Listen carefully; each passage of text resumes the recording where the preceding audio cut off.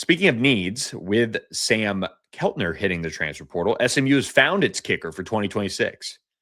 SMU landed New Hampshire transfer kicker Nick Reed in the portal. He's got 2 years of eligibility remaining, and he brings an FCS All-American resume to the Hilltop and 6 of 8 from 50 yards out or more last season. So SMU does hit that, requirement of having somebody that can be a little bit of a weapon. And coming from New Hampshire, probably is kicked in some adverse weather and things like that.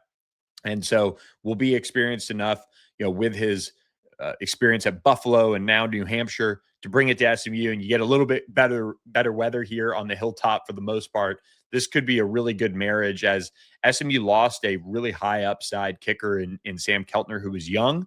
Well, they went into the transfer portal and got Nick Reed, who was number 1 in FCS, number 2 overall between FCS and FBS in field goals per game, almost 2 a game. And he was 14th in both total points scored, 105, and in scoring with 8.1 points per game. He was an All-American across the board in the FCS. He was 25 of 32 field goal attempts on the year, 30 of 31 PATs, and it was a record-setting year for him with 25 field goals, a single season record for New Hampshire. So now SMU has its place kicker for the season. What they can do now here is go out and, maybe with Wiley Olson, have him compete for the starting kickoff job.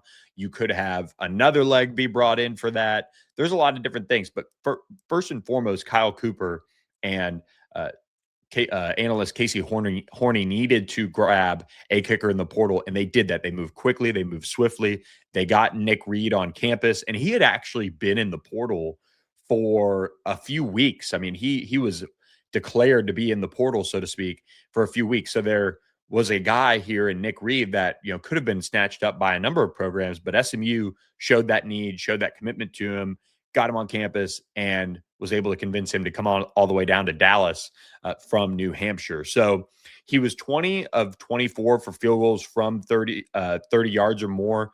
And then he was 11 of 12 from 30 to 39. So kind of a weird, and then 3 of 4 from 40 to 49, and then 6 of 8 from 50 plus. So, just has a good bit of, range in his leg. I watched some of his highlights. It's not going to blow you away, but he's making the kicks. So a really, really key addition here with that experience.